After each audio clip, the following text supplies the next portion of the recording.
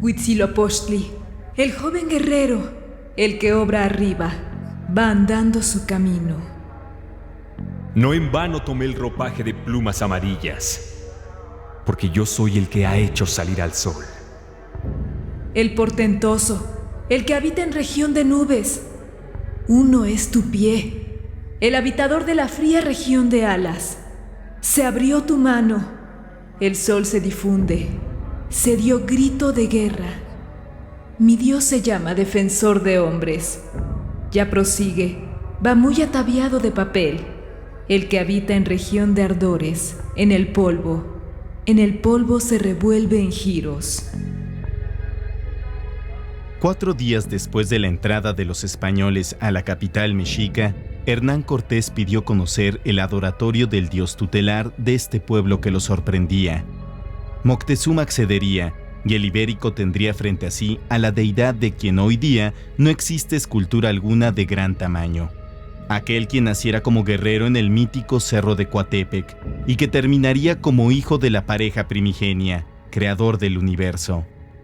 El dios de la guerra que pedía sangre para que el sol, el quinto sol que él encarnaba, no se detuviera, llegando así el fin de la humanidad. Un dios que espantaría a los conquistadores al observar su cuerpo formado por semillas de amaranto. Esta es la historia de Huitzilopochtli, el dador de la vida. Podríamos considerar que es una deidad principalmente mexica que representa o que tiene una connotación solar, por un lado, y otra de guerrero. Es el gran numen de la guerra, ¿verdad? El que va a lograr los triunfos del mexica sobre sus enemigos. Culturas milenarias, dioses descarnados y pirámides colosales. Restos de historias modificadas por conquistadores y reescritas por el tiempo. Vestigios que se niegan a seguir enterrados. Para que una civilización nazca, otras tienen que ser sacrificadas. Ciudad de dioses.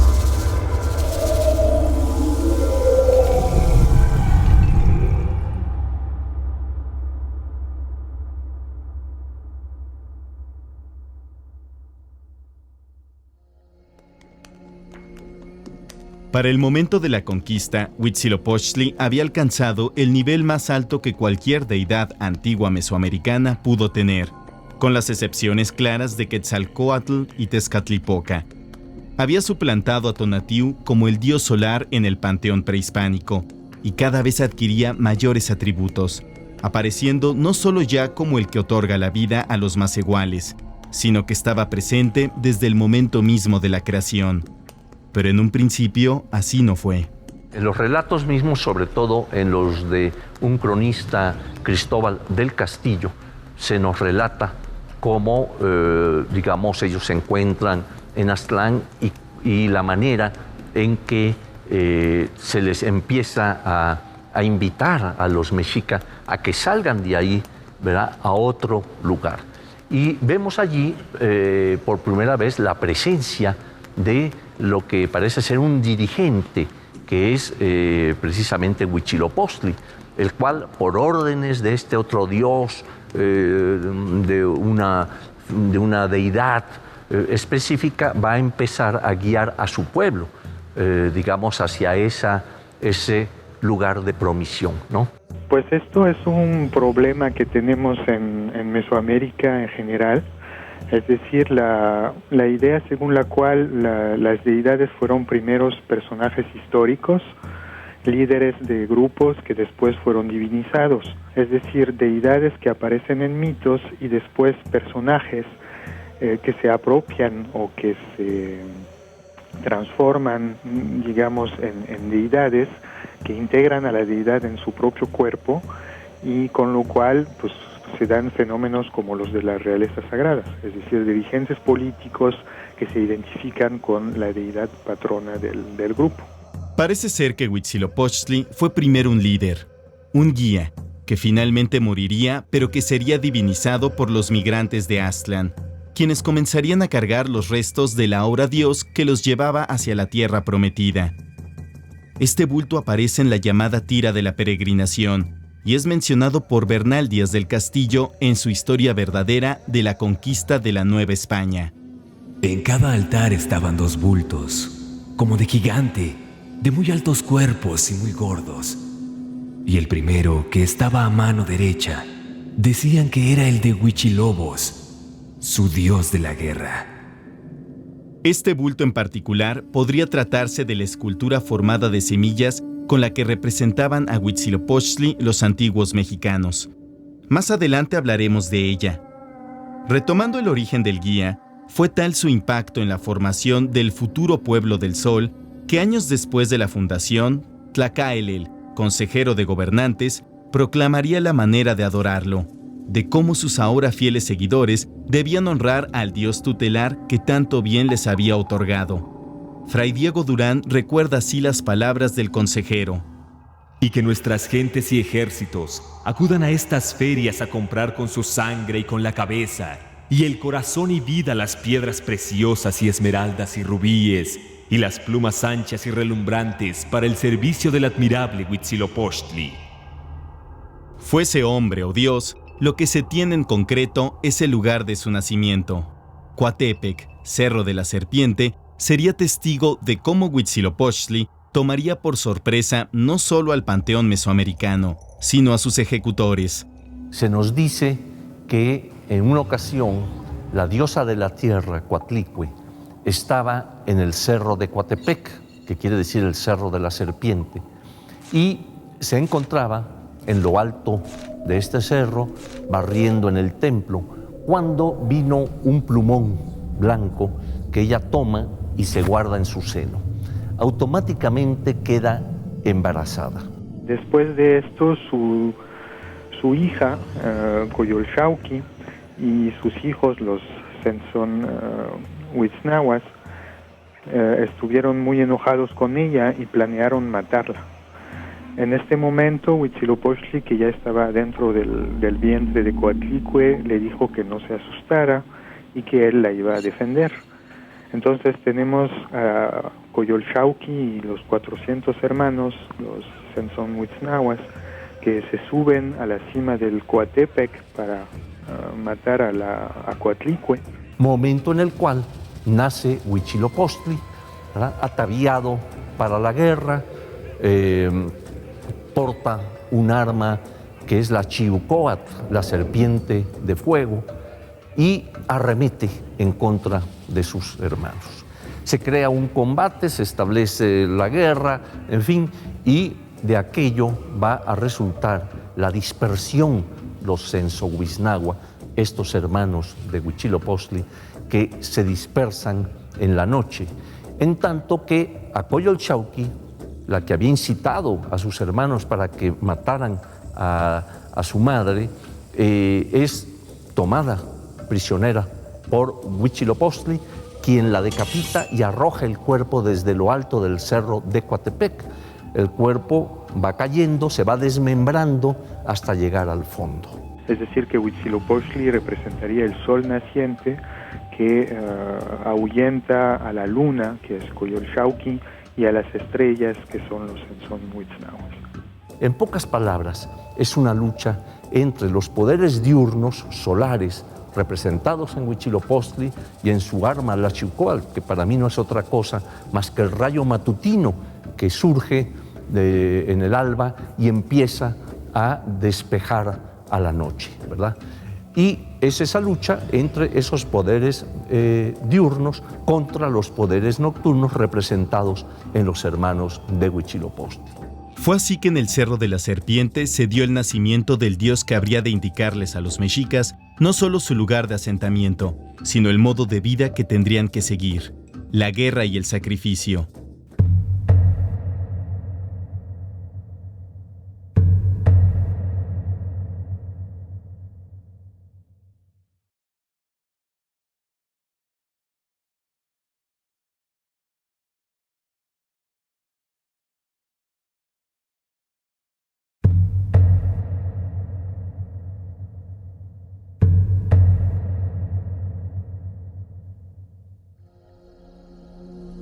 Nadie apareció jamás como su padre.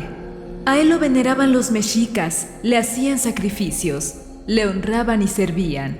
Y Huitzilopochtli recompensaba a quien así obraba. Y su culto fue tomado de allí, de Coatepec, la montaña de la serpiente, como se practicaba desde los tiempos antiguos. Como podemos ver, Huitzilopochtli no solo era el dios de la guerra para el pueblo mexica, también representaba al sol, un dios que ya tenía nombre dentro del panteón mesoamericano. ¿Quiere decir que el colibrí del sur era conocido por las antiguas culturas del valle? Huitzilopochtli era una deidad de un grupo específico, ¿no? Que llegó a ser, pues por razones políticas, por razones del auge del imperio mexica, una deidad importante en el momento del contacto. Ahora, en las fuentes más antiguas o incluso en los códices religiosos que se conservan, no pienso en particular en los códices del grupo Borgia, pues Huitzilopochtli brilla por su ausencia. Entonces, por lo mismo no tenemos una iconografía de Huitzilopochtli, por ejemplo, en Teotihuacán o en Tula o en otras ciudades mesoamericanas del Clásico. Si Huitzilopochtli era una deidad desconocida antes de la fundación de México Tenochtitlan, ¿cuáles eran sus características físicas? ¿Cómo podían distinguirlo de otras deidades? Y de una vez por todas, ¿qué significa el colibrí del sur? El mismo nombre de Huitzilopochtli quiere decir el Huitzilin, el colibrí de la izquierda, o sea, el colibrí zurdo, el de la izquierda, porque hay una relación muy estrecha, como habíamos mencionado, de Huitzilopochtli con el sol. De hecho, él es el sol en sí mismo, ¿no? Pues Huitzilopochtli se describe como un joven guerrero, ¿no? Es decir, sus atavíos tienen que ver con atavíos militares, ¿no? Guerreros.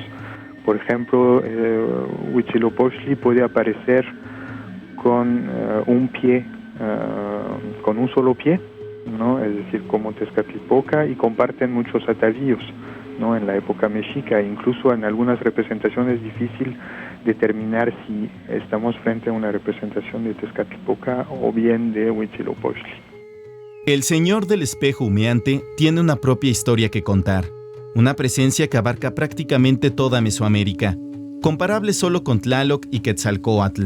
Precisamente con este último, su historia se entrelaza en diversos momentos, desde el propio inicio de los tiempos. Huitzilopochtli, bajo la adoración de los mexicas, estaba ahora presente en la formación no solo de los llamados macehuales, sino del propio universo. La grandeza estaba destinada para ellos según sus propios mitos. Hay un relato cosmogónico muy importante que nos habla justamente del nacimiento de los 4 hijos de la pareja suprema de Ometecutli y Omecihuatl, que tuvieron 4 hijos, ¿no? Y se nos dice que el primero en nacer fue el Tezcatlipoca rojo, que fue el equivalente a Mixcoatl, dios de la zona de Tlaxcala, que el segundo fue el Tezcatlipoca negro, que fue el más poderoso, dice el texto, y después aparecieron Quetzalcóatl y Huitzilopochtli, quienes también se van a dar a la tarea de hacer actos de creación, ¿no? Sabemos muy bien que Quetzalcóatl, por ejemplo, como inclusive va a crear al hombre mismo, ¿no? Como los dioses crean además todos los niveles del universo, ¿no? Los 3 grandes niveles, ¿no? Los niveles celestes, la tierra y el inframundo con el Mictlán.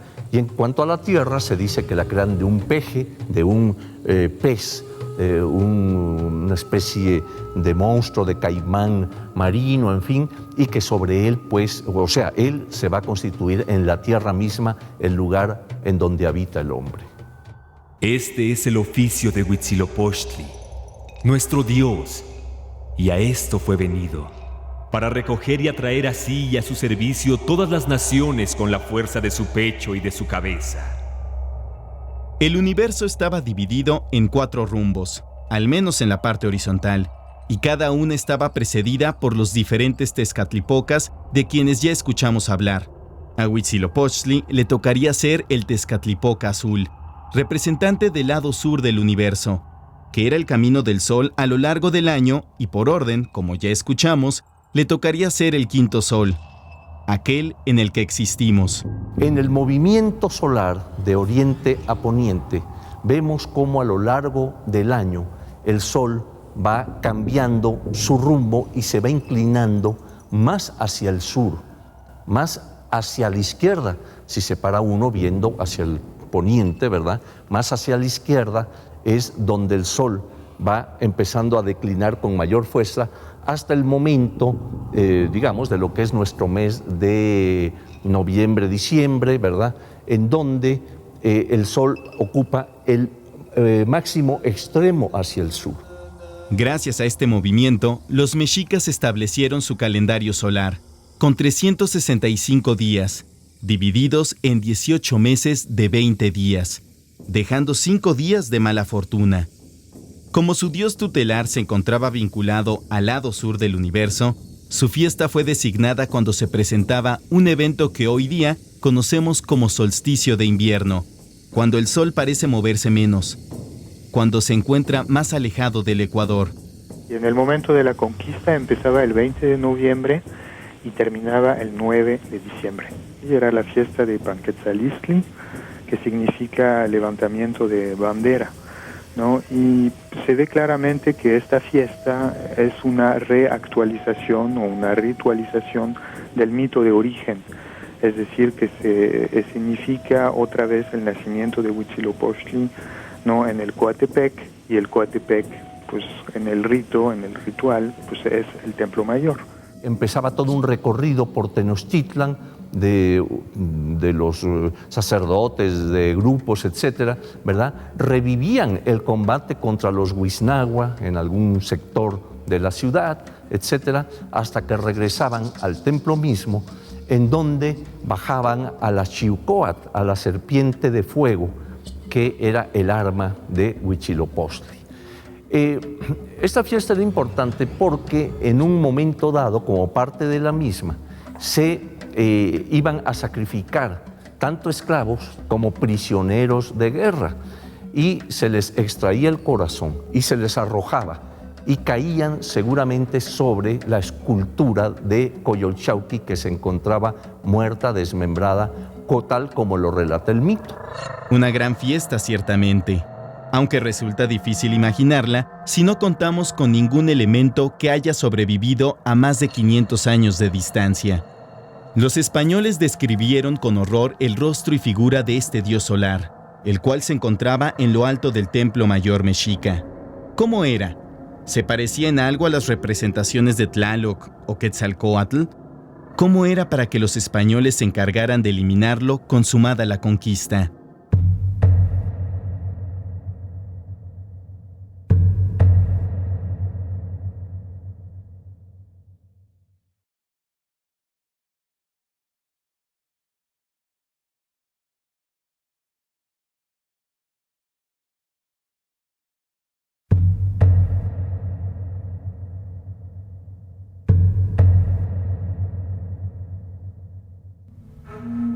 El problema de las representaciones de deidades como Tezcatlipoca o Huitzilopochtli es efectivamente la aparente ausencia de estatuas de gran tamaño.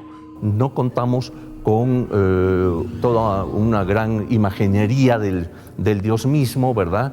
En cambio, Tlaloc sí lo tiene. Tlaloc tiene muchas representaciones de su rostro, en cuerpo entero, en fin, en diferentes formas, ¿no?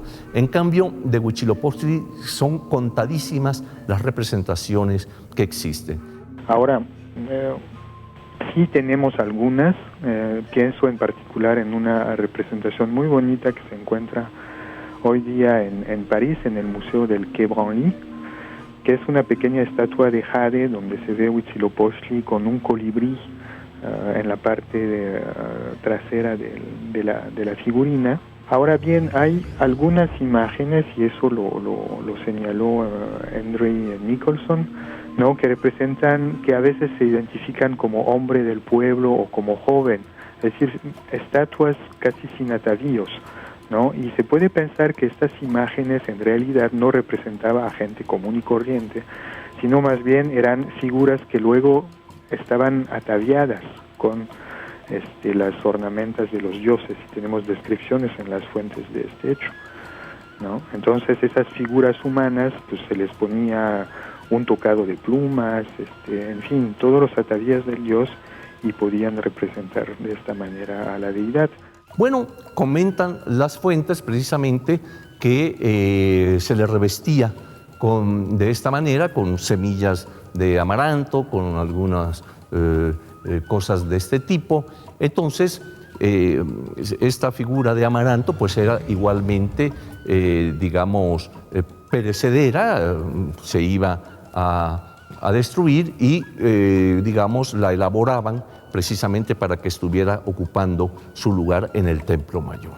Ahora había otras maneras de representar a los dioses en el México antiguo, efectivamente las estatuas de semillas, ¿no?, de amaranto, que después eran ritualmente comidas por la gente, ¿no?, en un ritual que se parece a una comunión de alguna forma, ¿no? Y también había personajes vivos que representaban a los dioses durante las fiestas, que se ataviaban como los dioses, que se veneraban como los dioses y que al final de los rituales eran sacrificadas. Los conquistadores, en la voz del cronista Bernal Díaz del Castillo, lo recuerdan de una forma muy particular. Tenía la cara y el rostro muy ancho, y los ojos disformes y espantables. En todo el cuerpo tanta de la pedrería, oro, perlas y aljofar pegado con engrudo, que hacen en esta tierra de unas como raíces, que todo el cuerpo y cabeza estaba lleno de ello, y ceñido al cuerpo una samanera de grandes culebras hechas de oro y pedrería. Y en una mano tenía un arco, y en otra unas flechas. Tenía puestos al cuello el huichilobos, unas cartas de indios y otros como corazones de los mismos indios, y estos de oro y algunos de plata con muchas pedrerías azules. Por las descripciones, además de la figura hecha a base de semillas de amaranto, parece ser que también se encontraba dentro de este adoratorio unos bultos que contenían probablemente los restos óseos del otrora guía mexica. Dentro de la tradición mesoamericana se acostumbraba a conservar y adorar estos bultos sagrados, o tlaquimiloyi, los cuales podrían ser una prueba de que sus dioses en algún momento fueron seres humanos. Tenemos textos que nos hablan de este bulto y también imágenes, ¿no? En la famosa tira de la peregrinación se ven a los teomama, a los portadores de dioses con bultos ahí a cuestas, y en uno de estos bultos se ve una cara con un yelmo de colibrí. Este bulto se supone que estaba depositado en el lado de Huitzilopochtli en el Templo Mayor. Al momento, como digo, de la conquista, de la guerra y demás, tratan de salvar este bulto, de retirarlo, de esconderlo de las manos de los españoles. Entonces, a partir de ahí no se vuelve prácticamente a saber nada, salvo algunas noticias de que fue entregado a algunos ancianos, el cual a su vez lo pasa a otros para irlo protegiendo y demás.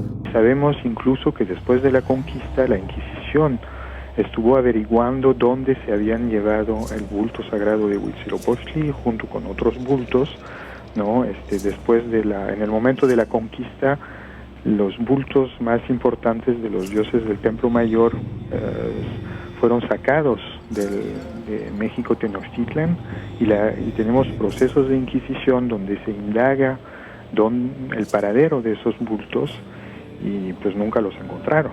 El hecho es que finalmente nunca se supo el lugar en donde había quedado este bulto que encerraba supuestamente los huesos, los restos de Huitzilopochtli.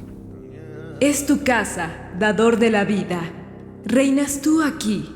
En Anáhuac se oyen tus cantos, sobre los hombres se extienden. En Tenochtitlan se yerguen los sauces blancos, aquí las blancas espadañas.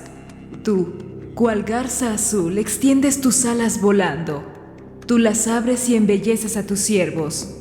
Huitzilopochtli revuelve la hoguera. Da su palabra de mando hacia los 4 rumbos del universo. Hay aurora de guerra en la ciudad. Fue tal la repulsión que causó Huitzilopochtli en las huestes comandadas por Cortés, que al tomar como prisionero a Moctezuma, el Templo Mayor se convirtió en la primera iglesia en el continente. al colocar no solo una cruz, sino también la imagen de la Virgen María, madre del Dios de los españoles, desplazando a los llamados ídolos paganos. Y todo porque este dador de la vida, representante del quinto sol, exigía sacrificios humanos para evitar con ello el final de nuestra era. Así de importante era Huitzilopochtli. Era el dios que gobernaba el Hueyteocalli mexica, centro del universo, pero acompañado por aquella deidad, bienhechora dirían algunos, terrible para otros, que causaba inundaciones y traía las lluvias tan necesarias para las cosechas. Un dios más antiguo que los propios aztecas, traído desde la mítica Teotihuacán, con sus 4 ojos rodeados por serpientes, que nos miran bajo el agua.